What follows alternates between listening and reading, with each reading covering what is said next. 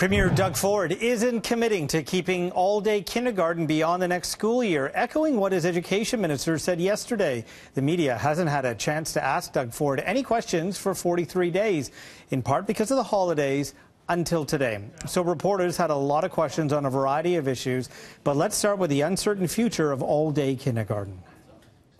I can tell you that there's going to be all-day kindergarten next year, and we'll sit down and you'll hear from us in the future. All-day kindergarten started by the Liberal government under Dalton McGuinty 8 years ago. It costs $1.5 billion a year and is now under the Ford government's microscope. What that means is unclear. Because I think a lot of parents with young children are absolutely panicking. Can you give us some guidelines and parameters on what exactly might be on the table to consider? Is it all out cancelling it? I mean, I know it's $1.5 billion a year.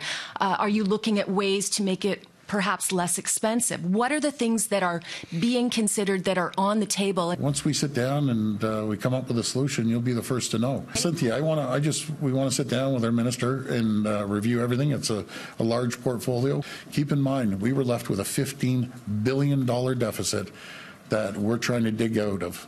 We're going to be responsible when we reduce the deficit. We are not going to be reckless. If it takes us a few extra years, so be it. Wait a minute. During his campaign, Doug Ford promised to balance the books by the 4th year of his mandate. Is this a hint that won't happen? Listen again. If it takes us a few extra years, so be it.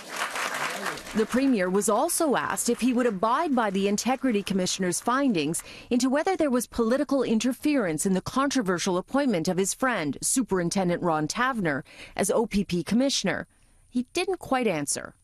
I have a great deal of respect for him, and I'll be sitting down and listening to what he has to say.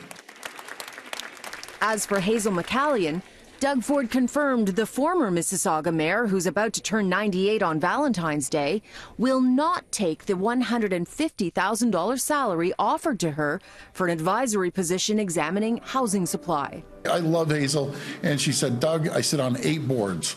I will help you any way I can, but I'm not taking a salary. And I said, that's great. Excellent. So that's your answer.